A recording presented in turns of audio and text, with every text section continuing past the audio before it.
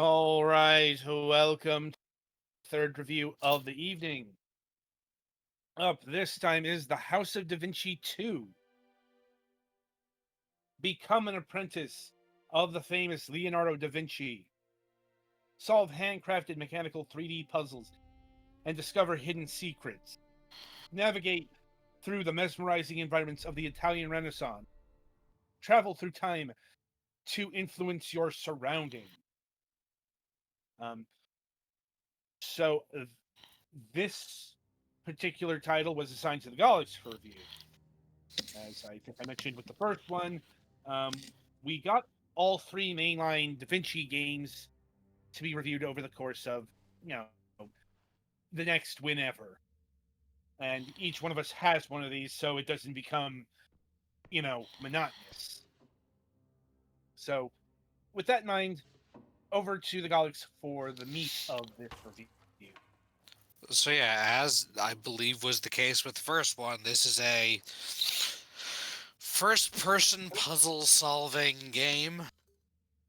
Uh,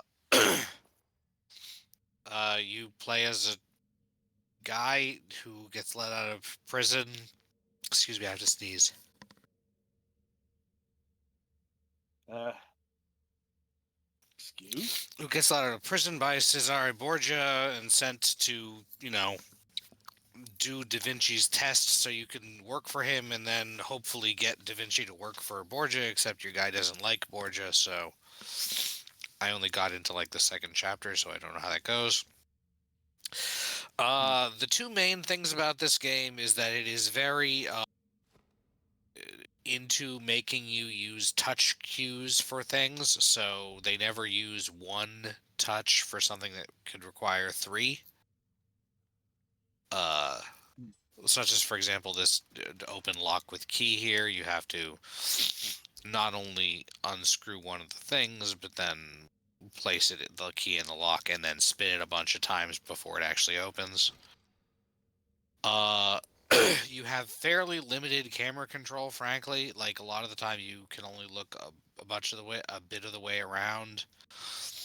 Other times you can look up to about 3/4 of the way around. You advance generally to look closer at things, and then you have to back up to go back if you want to look at a different thing.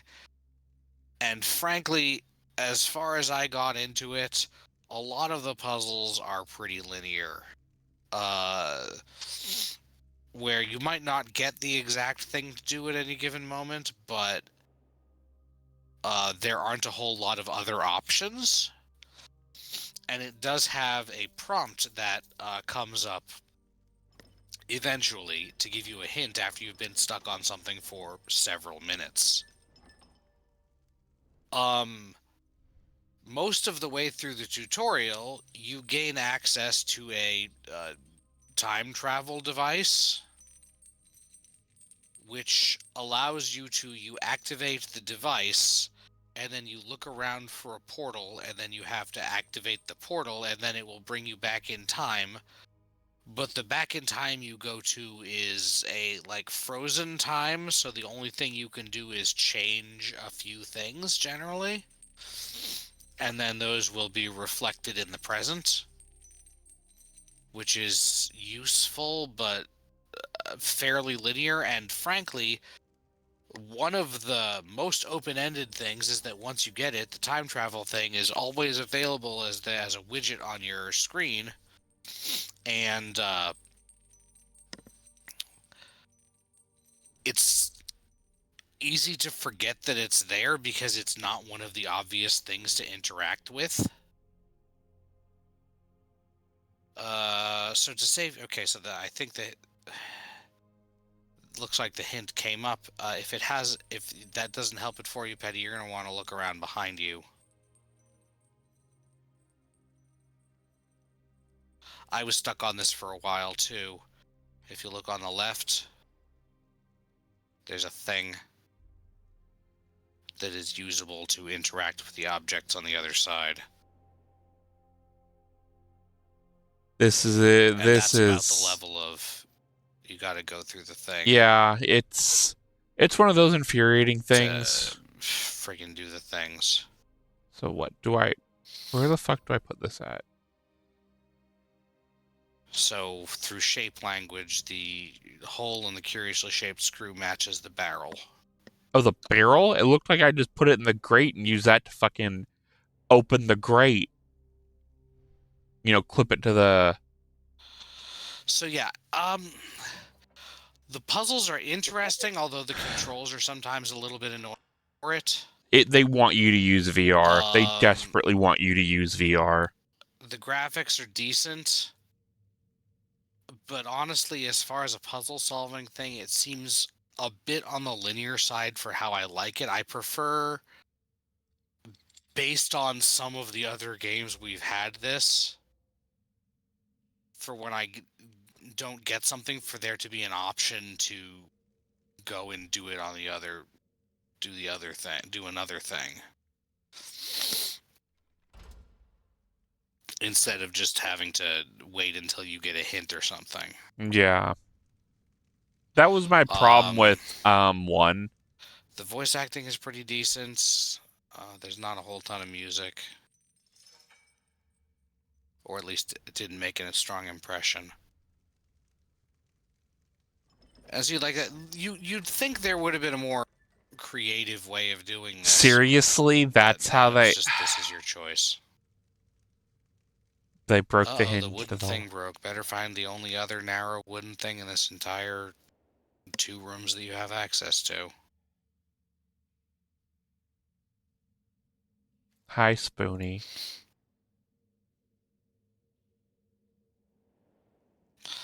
So yeah, that's frankly about it.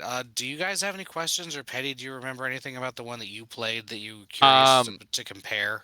The issues that you're having are the same issues I had with the first one. Also, if you are trying to talk, I can't hear you, so you might have everything muted. I had it set to stereo mix. Yeah, the issues I had here was the same issues I had with the other one. This game desperately wants to be in VR. It wants to be in VR, or to have a more tactile thing than kind of dragging a mouse with like almost every It either wants you to be in VR or desperately wants to just say fuck it and build an escape room.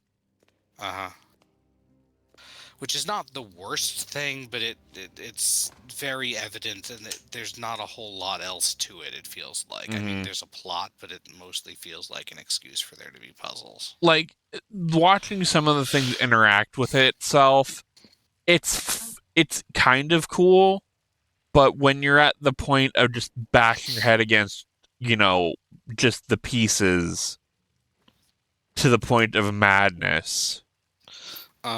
And it does. There's a thing where you can't interact with the slidey thing on the wheel that unlocks the handle for the wheel unless you zoom in one more time on the wheel, because that's how things fucking work in this game. Oh my fucking god.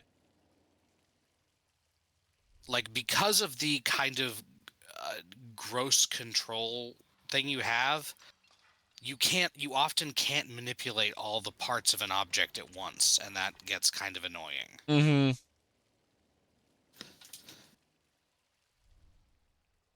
Like, when you can do the game fluidly, it looks cool. When you're bashing your head against stuff, it sucks. And you need to be very observant of when your mouse over thing turns into a magnifying glass, so that you know what you can actually interact with. Oh, and I'm guessing this is frozen. It's frozen, so you need to go back in time and make it not be frozen. Which you don't know that that's the solution yet, but...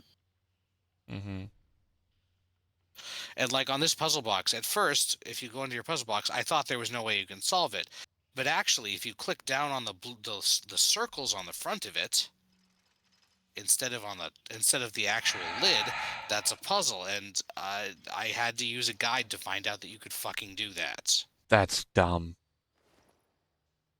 That is very much puzzle room logic or escape room logic. Well, no, and again, it wouldn't be as bad if you could interact with the whole thing at once, but you have to go to a separate vantage point to interact with each separate thing. And that's really annoying. Right. So yeah, it's not a bad game, I guess, but there's a lot of things about it that kind of bug me. Also, devs, again, I'm gonna say this last time, please put a reader mode in this. I get you want to try and be cute with like the cursive S font, but it's kind of hard to read.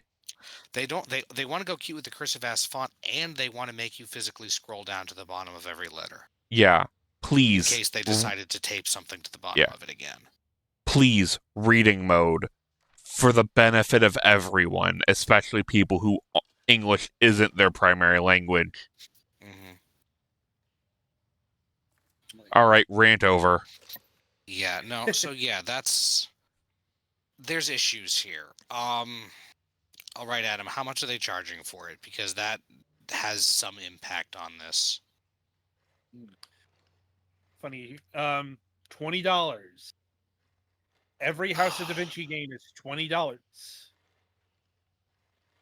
I don't know, maybe that might be fine. And this one, this puzzle is just like, I hate it honestly, here. when I had this thing lined up, I still could barely tell it was lined up. Okay. That I would part's go with the bottom one aligned. first. Yeah. No, I did the top one because I saw it lined up with a moon. Okay, yeah. And yeah, congratulations, you have your time travel orb that will now live on the right side of your screen, and you have to guess when to use it. Because it doesn't just make you time travel, it opens up a lens that lets you see where you can time travel, because... I mean, the animation is interesting. Yeah. It's very... not necessarily actual Leonardo da Vinci, but like Da Vinci themed. So yes, you have to walk to the time warp and then hold click on the time warp for an uncomfortably long amount of time. Okay. I mean, the effect is cool. I will give them that. Yeah, the effect is cool. It's clunky and annoying to do. And there's very little indication that you need unless an pops up or you can't figure out anything else to do. Mm-hmm. I guess there's no penalty to using it at any time. Right.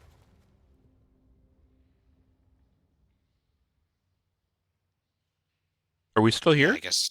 Yeah, I think so. You cut out for a second. No, I just kind of stopped because I'm trying to think of anything else to say. I mean, if you're done, you're done. Yeah. Yeah, there's not. It feels like a puzzle game should be more brain teasery and not as much try to figure out the specific thing the game wants you to do by paying close attention to where you can mouse over for a magnifying glass. Mm-hmm. You have to go get the hole that you couldn't get to before because the bridge is fixed now. Because apparently the water flowing in the past is what broke it. Yeah. Oh. Yeah, see, I couldn't just click on that from the other side of the bridge. Right. You have to go to areas in order. Which is, again, it's clunky and part of the whole... I understand. It's also what I hate about Mist and fucking Riven. Mm-hmm. But they had an excuse of being from a long time ago. Yes. So you wanted to, on the left, you didn't really see it, but in the second room, before the niche where the puzzle box was, there's another niche with a obvious hole.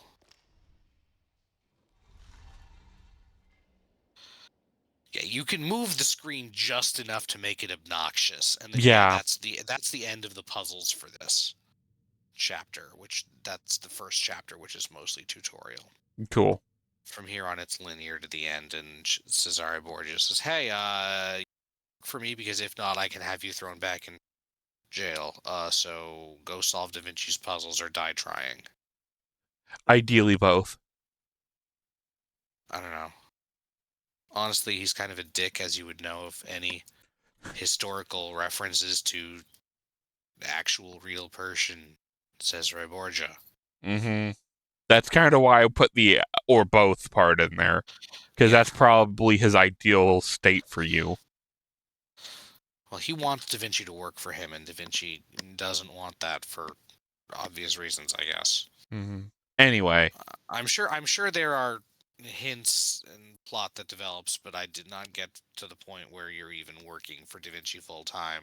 I just got into the second chapter is a labyrinth you have to get through to prove your worth, and I got a little bit tired after bumping into, oh wait, what can I do here? Oh wait, I have to look at the time orb. I Oh wait, I what the... I couldn't imagine trying to do a labyrinth with these controls. It would make me scream. I don't even know how much of it is labyrinth. I mostly was stuck in the gazebo, Ugh. trying to figure out how to get out of it. Also, the labyrinth's walls are all like 3 feet high, so no offense, but if I really had to get through a labyrinth that was 3 feet high, Something, fuck the chest high wall. I would be extremely tempted to just bypass it footually. Yes. Anyway. But I know the point of here is to impress him with your puzzle solving ability. So yeah, that's like, I don't think this is bad, but it could be a lot better. So, well, honestly, literally, like my game, it's not I think this might bad. be supposed to be a direct sequel, in which case, if you've played the first one, you probably know whether you want to play this or not. Yeah.